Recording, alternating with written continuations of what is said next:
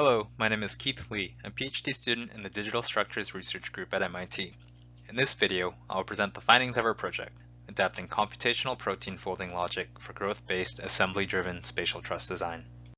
Contemporary construction methods rarely take advantage of the inherent structural capacity of the partially assembled system. With readily available heavy machinery, inherently self-stable structures such as spatial trusses are pre-assembled and lifted in place. For structural systems that still rely on self-stability, the construction process is strongly tied to the design itself. With today's computational capacity, we propose self-stable construction as the base method of exploring new design possibilities. Significant research has been performed on optimal construction sequences as well as growth-based design exploration.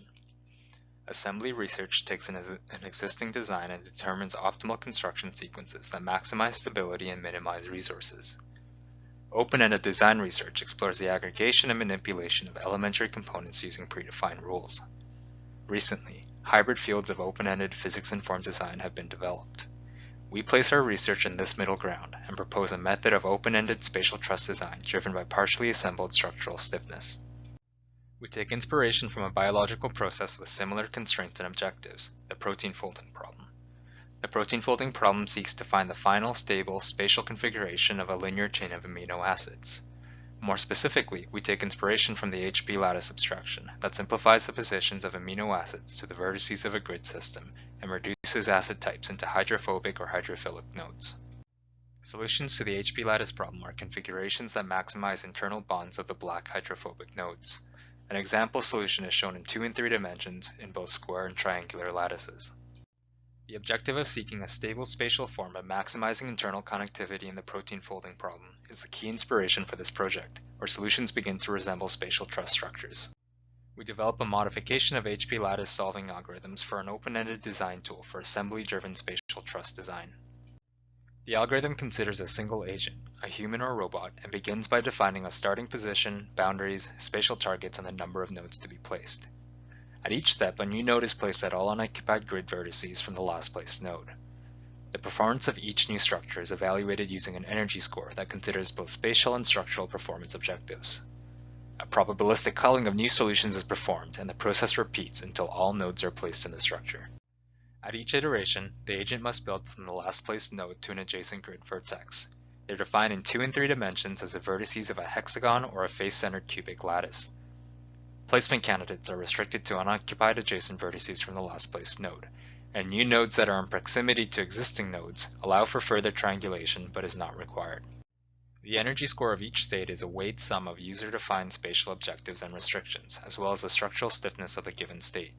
These objectives are often conflicting, and calibration of the weights are necessary. To limit exponential growth of the system, only a subset of partial solutions are propagated at each step.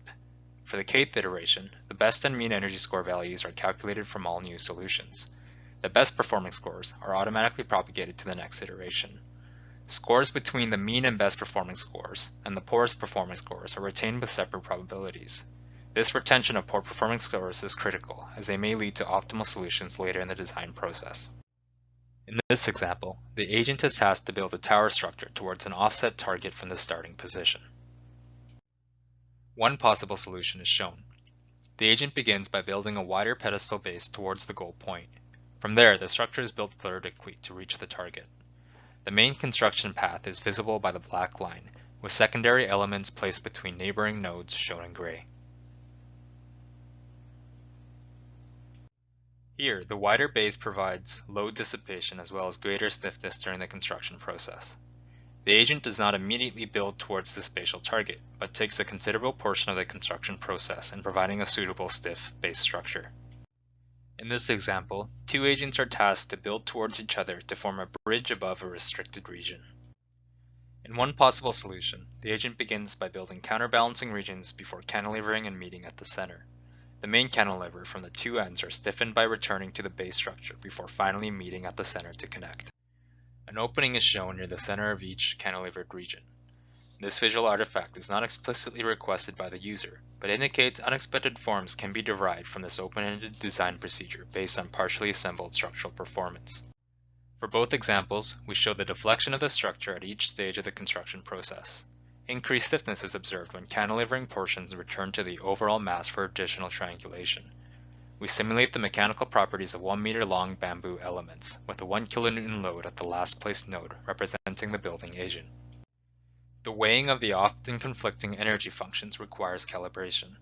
In this example, the agent seeks to build towards a single target. The effect of improper calibration of energy score weights is visible. Target-skewed solutions do not form structural stable bases, and stiffness-skewed solutions do not reach the desired spatial target. The primary benefit of this algorithm is the inherent construction sequence provided in the solutions. This is visible by separating the main node placement path and the secondary linkages between neighboring nodes during the construction process. By identifying the direction of possible node placements along the grid vertices, an assembly sequence can be created as a list of build directions. The placement directions in assembly sequence list provides all the necessary information to recreate the structure. The probabilistic branching method provides multiple solutions to the same problem. In this example, 11 of 201 possible solutions to the same problem are superimposed. Darker regions represent solutions that have the same sequence up to a point of divergence. In conclusion, we develop a probabilistic method of exploring the design of spatial truss structures when constrained by single-agent assembly and partially assembled stiffness. In this method, partial state stability is the primary driver of form. In turn, the solutions provided by this algorithm are often atypical to conventional designs. Much like the unique aesthetic quality of topology-optimized structures, these solutions represent a new structural aesthetic that is informed by construction efficiency. Further work is ongoing in the use of adaptive and automatic calibration of energy score weights, the use of non-truss elements such as masonry stacking, as well as the potential of multiple constructing agents at the same time. We thank you for taking the time and listening to this presentation, and any questions can be sent to the email address listed below.